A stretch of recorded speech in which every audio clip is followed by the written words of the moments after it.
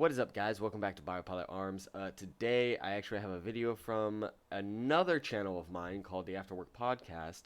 The channel on YouTube is called Biopilot News, and the playlist is the Afterwork Podcast. But on Rumble, it's called the Afterwork Podcast. So if you guys want to go ahead and go over there and watch that, the full episode is up on those channels. But I figured I'd take a portion of that podcast and put it out here for you guys, since it does have to do with the firearm community. Anyway, guys, go ahead and watch this and let me know what you think. Thanks and enjoy.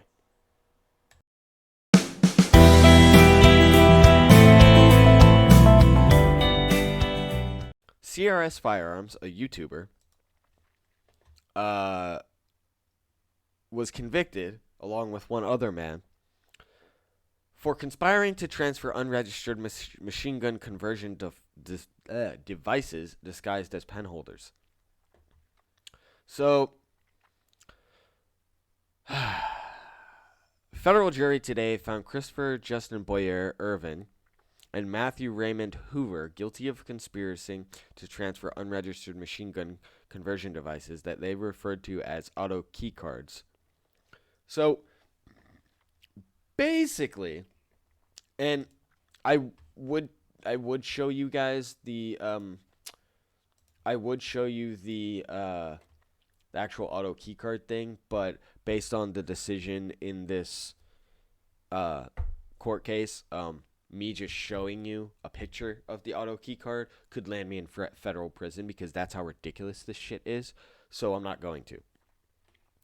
Anyway, basically, the auto key card is a business card, credit card sized sheet of metal that has very light etchings on it that show an outline of something that you could theoretically cut out and maybe use if you manufactured it correctly to make your full or your AR-15 full auto. So, but it requires you to do additional work. It's kind of like an 80% lower, and 80% lower is not considered a firearm because you actually have to mill it out to make it a firearm lower. So it's basically the same thing. Like, it's a blueprint, basically. Are blueprints now illegal?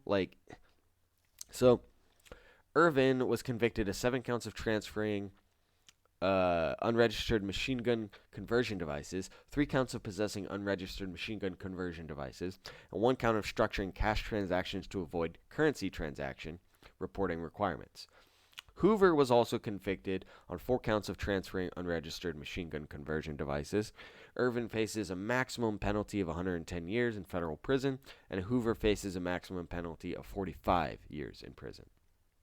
Yeah, so these guys are basically looking at the rest of their lives in prison because they made a business card that had pictures on it. It's not like they were selling the completed lightning links, which is what these things are called. It's not like they were like, oh, here's a completed lightning link you can just drop in your air and make it full auto. They're like, no, here's a picture of a lightning link that you have to cut out with heavy-duty tools and also bend it in the correct way, and if you don't do it correctly, your gun's just going to jam. That doesn't sound like, in my opinion, it's a machine gun part, right? It's a piece of metal that, unless you know what you're doing with it, you can't do anything with it anyway. According to testimony and evidence presented at trial, Irvin's bank contacted the ATF to report that employees believed that he was trafficking machine gun conversion devices. So they basically followed him to the post office and watched him mail these things out, right? He was running an online business selling machine gun conversion devices known as lightning links etched into metal cards, which he referred to as auto key cards. Irvin described the auto key card as a pen holder, a novelty, and a political sculpture. A lightning link can be dropped into an otherwise legal AR-15 type firearm and convert it into a fully automatic machine gun. Federal agents from ATF and the U.S. Postal Inspection basically followed him and watched him, drop the stuff off and mail it out. Here's the important portion of this. The ATF examined the auto key cards, and a firearms enforcement officer was able to remove the pieces of a lightning link from an auto key card using a common Dremel rotary tool in about 40 minutes.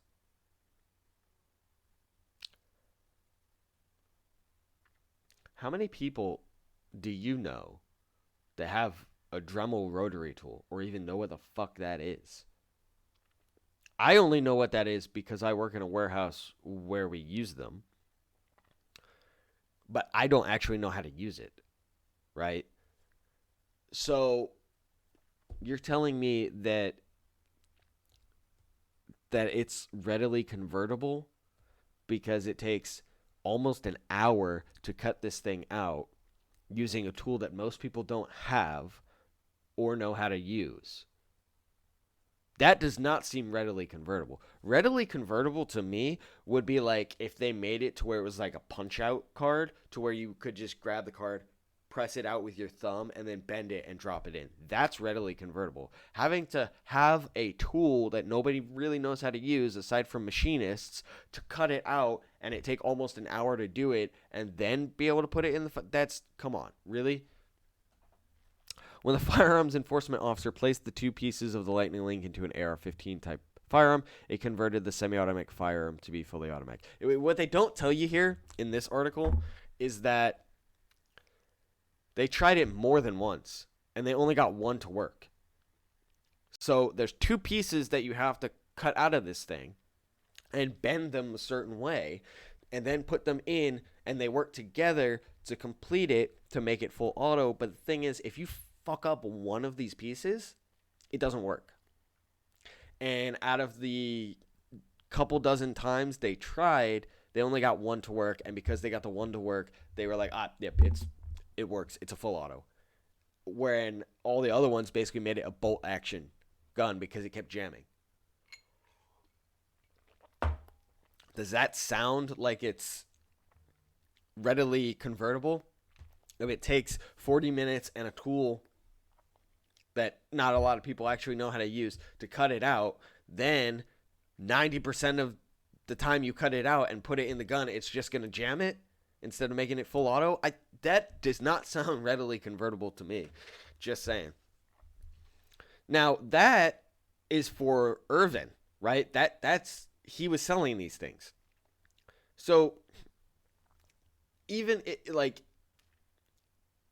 though I don't agree with him being arrested, I can understand their thinking on why he should be arrested much more than Hoover.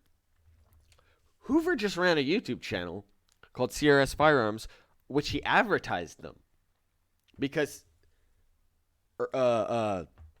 Irvin contacted Hoover to be a sponsor for Hoover's YouTube channel.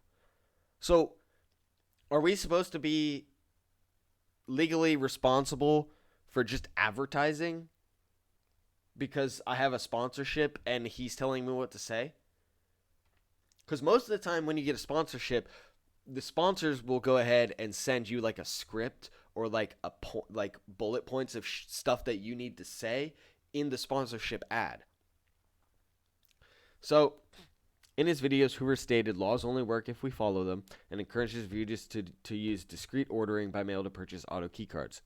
Hoover stated that his viewers could cut a lightning link out of the auto key card, drop it in your receiver, scratch your full auto itch, throw it away when you're done, and no one's the wiser. Okay, and? So what? He's right. Laws only work if we follow them.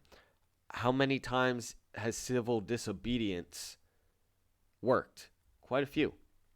Now, as for the drop it in your receiver, scratch your full auto itch, and then throw it away when you're done and no one's the wiser, I mean, yeah, he's not saying you should do it, and he's not encouraging you to do it. He's just saying you could. There's a big difference between do it and don't. he's saying when he encouraged his viewers to use discreet ordering, he's basically like, look, if you're gonna buy these things, here's what you can do with them. If you're gonna discreetly order it, he's still not saying actually buy it. Anyway, regardless of that, he wasn't the one who was actually selling the items. He was just sponsored by somebody who may have actually told him to say that stuff. Hoover's video, again, and this is all under the assumption that these things would be illegal. I don't think they should be, because it's a draw. It's not even it's just a drawing on a piece of metal. Hoover's videos advertising the auto key card led to a substantial increase in Irving's sales. He sold more than 2,000 of the cards in only a few months. Multiple purchases of the auto key card testified at trial that they learned about it from Hoover's videos and purchased the card intending to use it to convert to AR-15 type weapons into machine guns. Are they in prison? Are they in prison for owning machine gun parts? I doubt it. Just saying. Federal agents executed a warrant and found 1,500 of these in Irving's home.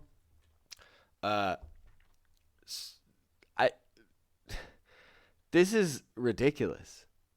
So what they're saying with this whole case and the fact that they were found guilty is, if you have drawings of machine gun parts or machine guns that you can readily convert into a gun using sheet metal, tools, and hours of work, then that's a machine gun and that's illegal.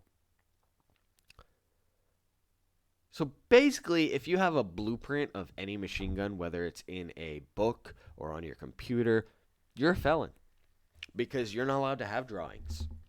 Because according to the ATF, just having metal in proximity to any machinery that could convert it into a machine gun makes you a felon.